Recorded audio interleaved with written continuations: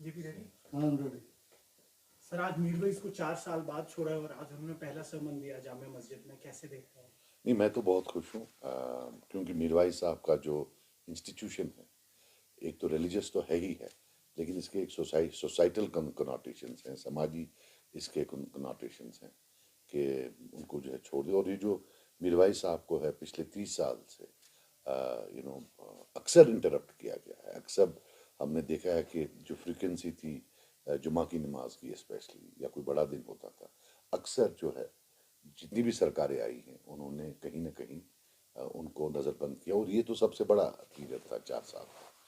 تو اب میری اللہ سے دعا ہے کہ یہ جو اتنا بڑا انسٹیٹیوشن ہے وہاں، اور جو جامع مسجد ہے وہاں ان انٹرپٹیڈ جو ہے نماز چلے اور اس کو پھر کبھی بند نہ کیا جائے. سر انہوں نے آج یہ بھی کہا اپنے سرمن میں کہ we are sadly labelled as separatist and anti nationalist but we don't have any personal ambition into it.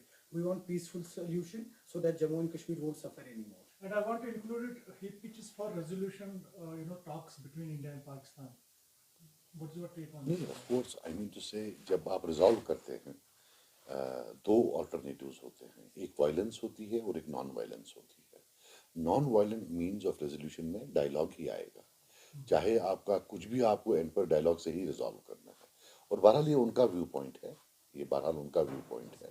میرا ویو پوائنٹ یہ ہے کہ جہاں تک ریزولوشن کی بات ہے، باقی چیزیں بات ہے، یہ this is something the call has to be taken by the foreign ministry of India, external right. میں تو مطلب اس پر زیادہ نہیں کروں، لیکن ہاں ایک بات ضرور کہوں گا کہ جیسے میں ویلکم کرتا ہوں ایون جو پہلے کلیرکس کو چھوڑا گیا، لیکن under the in the glaze of the release of these clerics, let us not forget that there are hundreds of people جو ابھی بھی arrested ہیں، جو ابھی بھی بند ہیں. کچھ ایسے ہیں جن پر کوئی چارج نہیں ہے، کچھ ایسے ہیں جن پر چارج. دونوں کا میں چاہتا ہوں کہ as a matter of good will gesture government of India should come forward and release them. And there are many more things that government of India needs to.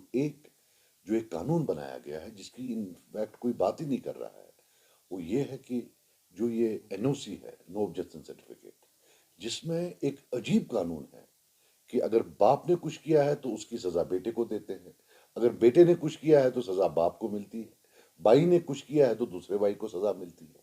اس کے بارے میں کوئی بات نہیں کر رہا ہے کہ یہ بھی گورنمنٹ آف انڈیا کو دیکھنا پڑے گا کہ اگر بچے یہاں جاب ڈھونڈنے جاتے ہیں، اگر بچے یہاں کوئی، تو آپ ان کو اس بنیاد پر نہیں دیتے کہ صاحب آپ کا دادا ملٹن تھا، کہ آپ کا والد محترم کوئی کام کرتا تھا. اس پر بھی I think good will gestures and measures of integration, measures of normalcy. اگر گورنمنٹ آف انڈیا بولتی ہے نارملسی ہے تو normalcy demands that these draconian laws now be things of the past. So you think normalcy has prevailed, sir? The test, the onus of proving it is on them. If the draconian laws are there, if laws which are not applicable to other parts of India are here, means there is not normalcy.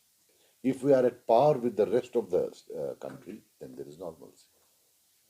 Thank you so much. اسلامی کے leader سے ان کو مین stream میں آنے کی ضرورت ہے، اس پر کیا کہیں گے سر؟ یہ دیکھیے، یہ ان کی اپنی مرضی ہے. Why should we force something on them? And I think we should stop humiliating them and belittling them. Thank you so much.